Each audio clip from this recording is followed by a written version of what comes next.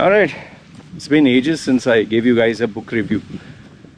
If you like book reviews, just on the search bar, just type Loy Machedo book reviews. You'll get all my old book reviews. Before, I used to literally read a full book, actually read a full book, try to read one book a day.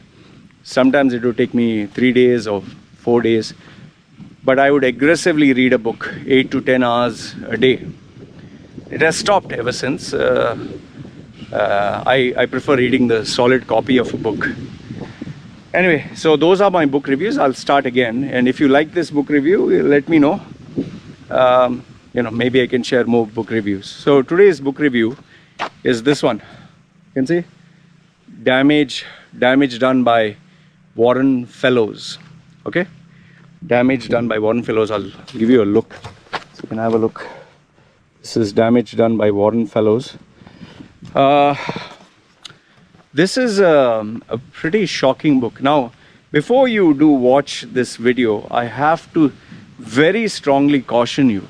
Very strongly. I'm going to read out a few passages of this book. It's going to be, without a doubt, the most shocking, the most horrifying thing you have ever heard. And if you're eating, or if you're with your family, or if people are listening, I strongly suggest, please, if you're eating, don't. If you're finished eating, don't. If you're squeamish, don't listen to this video. If you're with your children, better use your headphones, because this is going to be the most shocking, grotesque, horrifying thing you have ever heard.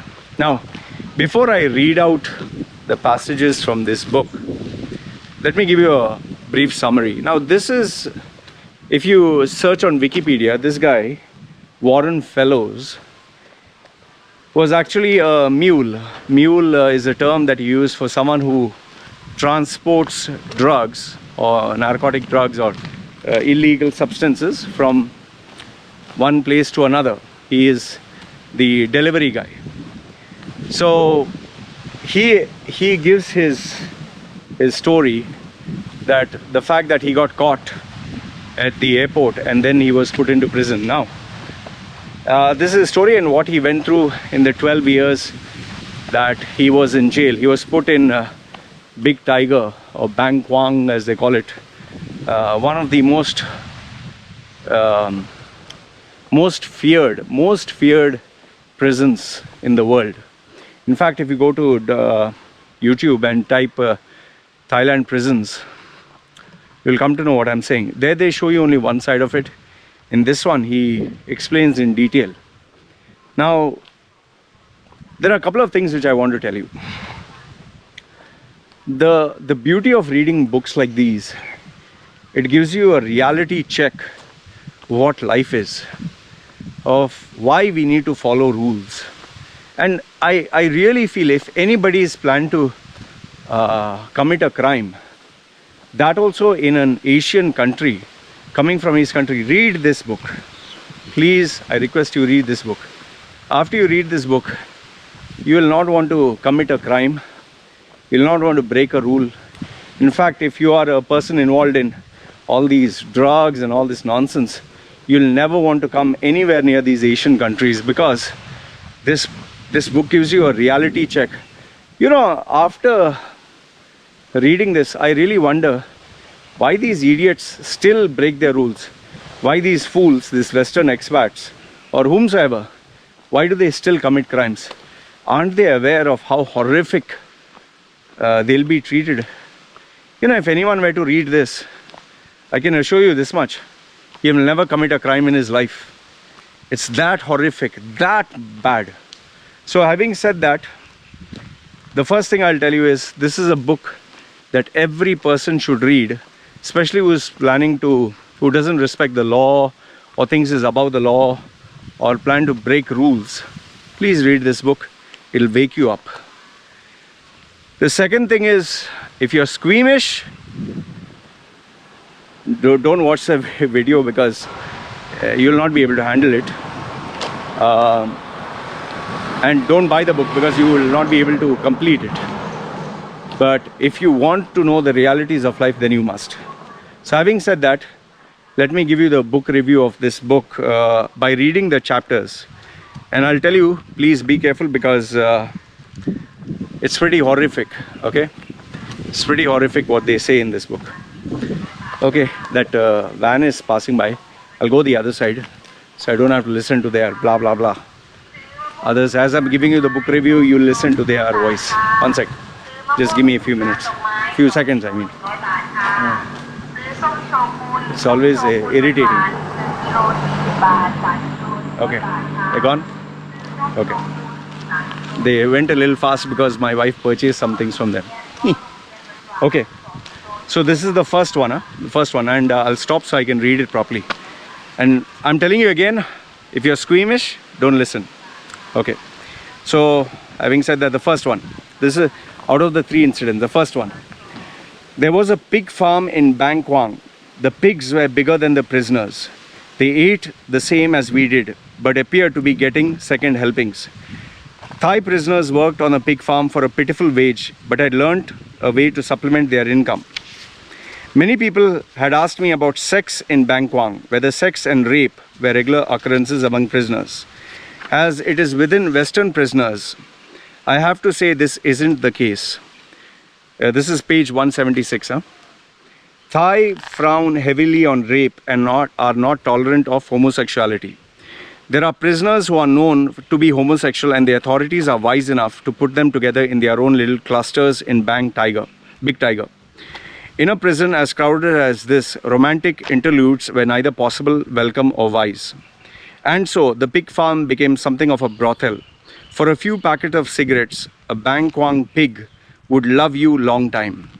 Many Thais partook in this service, but the foreigners found it naturally repulsive. The amusing thing was, to the Thai, the fact that you are having sex with a pig did not mean that you had abandoned your strict heterosexual tendencies. Sex with a male pig would cost you 2 packets of cigarettes, whereas the price of sex with a female pig rose sharply to 5 packets. Presumably a few more packets, and you could pick up and choose between a wider variety of female pigs. After all, you wouldn't want an ugly one. This is page 176. Okay. Now, the next one. Okay, here it is. So if you like animals, especially if you like kittens, cats, please don't hear this. Okay, this is page 180. Okay, this is what it says. To give you a backstory, this one foreigner, he manages to get a injured kitten, a small kitten, and he adopts it, and he starts taking care of it, giving it food, requesting people from outside, missionaries and all that, please, there's a small animal, so they donate food. So this cat, he takes care of it like its own child. He literally carries it, cuddles it to sleep, puts it near his chest. It's like its own baby. Okay, now the story follows on from here. He says, after a time, the kitten began to grow. Bruce organized for people from outside to send him provisions which the kitten required. One day he received a parcel containing tins of proper cat food. Some of the other prisoners were upset by this and spoke of how Bruce's kittens were eating better than they were. But Bruce warned that the tins of food were strictly for his kitten, and anyone who stole them would have to deal with him personally. One day, Bruce left the kitten sleeping in a wooden box in the corner of the cell as he went to visit the hospital, in which animals were not allowed. When he returned, he found several Thais sitting in his cell, smiling. He looked at the wooden box and saw that little kitten was gone. Then he saw it. The kitten was suspended from a string tied to a bolt in the wall. The string had been pulled so tight around the kitten's neck that the tongue protruded. Its eyes were squeezed shut as if in pain. Bruce was so devastated he collapsed to the floor of the cell and sobbed. The Thais then cut the kitten down, skinned it, and ate it until nothing was left but the bone. This is the page 180. Okay. And finally, I'll give you two more chapters. Okay. This is one of the guards who later on died. He died a very horrific death. I'll tell you how he died. So this guy who was in charge, he liked to torture a lot of people. So this is what happens. We marched down the stairs to where a large cylinder of concrete was covered with a stone slab. Christine ordered the other guards to remove the slab, and when they did, the stench that spewed from the depths of the cylinder was breathtaking. This was a sewage tank, a dam where all the excrement of the building lay before being drained away. Christine told us it was deep enough for one man to stand inside and have his head remain above the surface. He paused for a moment, enjoying the obvious revulsion, then told us to get in. I stood motionless for a moment, convinced that he couldn't be serious, but of course he was. He could kill and torture and mangle a man. His heart would suffer no difficulty in making a man stand in shit. The dreadful odor made me retouch, yeah. As I climbed into the cylinder, dropped into the thick fluid until my feet hit the bottom. The moment our bodies caused a sudden surge in the tub which splashed the contents up to my nose and mouth. I vomited so as others did. The level was just below my chin. We continued to be sick until the liquid beneath us changed color. Almost as repulsive as the smell was a feeling of this broth creeping around me, seeping into every crevice and pore of my body. This was maddening. I actually moaned to Pristine to have mercy and let us get out. And at that time, he turned to the guards and told us to watch us until he returned. It was late in the morning when we climbed into that tub, but by the time Pristine returned, I'd been sick so many times I was dehydrating.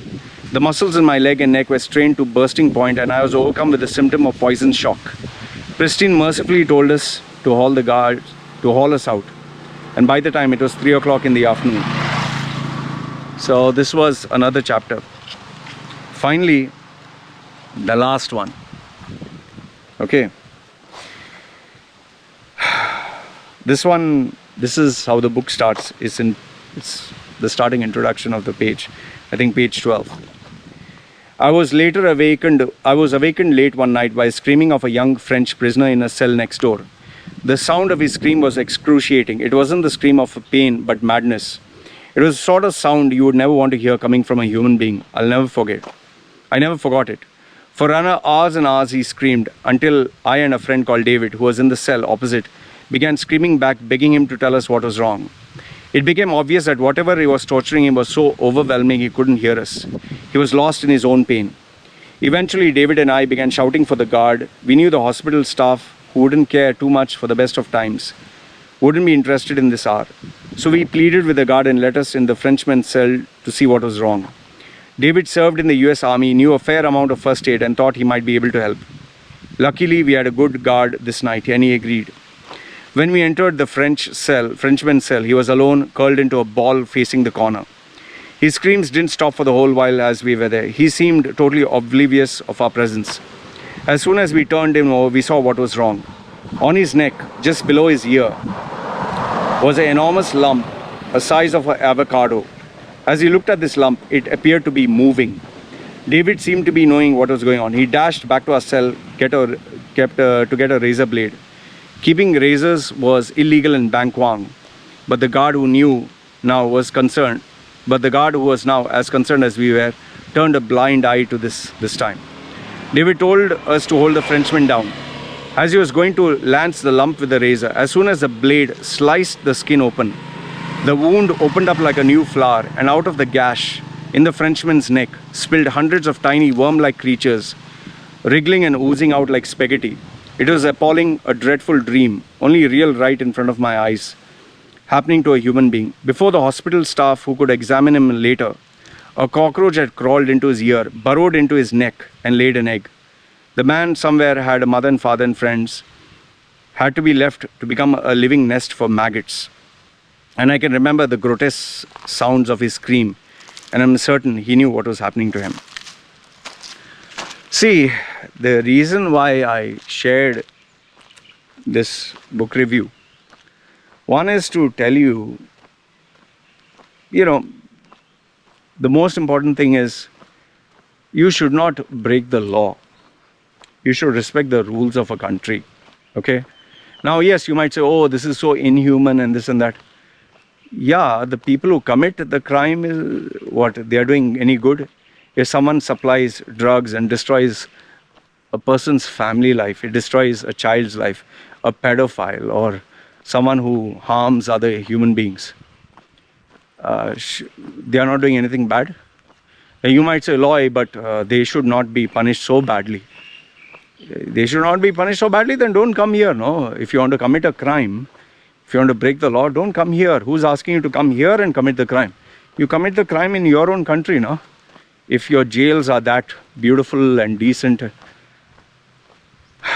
Overall, what I'll tell you is this book is a stark reminder to people that don't mess around. Don't break the law. Don't take a country for granted. You should not violate the principles and the privileges that a country gives you. If you are a tourist or someone who's coming to a new country, be respectful of the laws. Don't mess around. That's why, you know, when these drug addicts or these people who commit a crime, they get arrested. Honestly speaking, I don't feel pity for them, because why did you break the law? You broke the law and then you got punished, right? Okay, if you're innocent and someone framed you, I can understand.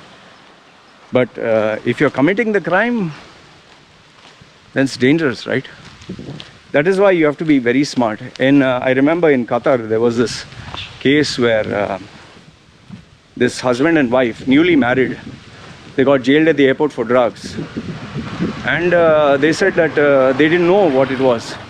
And later on, they found out that their aunt, imagine their own relative, she planted the drugs in their this thing, stating that this was, you know, delivery, and they thought she was a very loving aunt and she wanted to give them a gift for their wedding. They suffered for nearly 1.5 years. They underwent torture, being innocent. So okay, that case I can understand. But cases like this where you readily accept you want to break the law and doing something as dangerous as taking drugs. I don't know which part of the world you're from, but narcotic drugs is not a small crime. And that is why at all the airports, especially in Thailand, explicitly they put the rules up there. So even after that you want to break the law, and after you get caught, oh, help me and God and this and that. I would just say that this book is a wake-up call for anyone who wants to break rules and break the law. Please don't break the law. And if you are planning to break the law and go to any country like Thailand, Indonesia, Philippines, Africa, any country you're going to break the law, read this book. Seriously, read this book. This will knock some sense into your head and make you realize, oh shit, man. Imagine 12 years this guy spent, 12 years with all this. Is it worth? Even I'm sure for $1 billion, nobody would want this torture that they went through. Anyway, there are a lot more horrific stuff in this. I just shared with you the most grotesque ones. But let this be a lesson that you need to respect the laws of the country. You need to be a good human being and live a life of crime. Maybe easy money, but the price to pay, it's too great. Anyway, this is what I wanted to share with you. Let me know your thoughts in the comment section below. It's me signing off. You guys take care.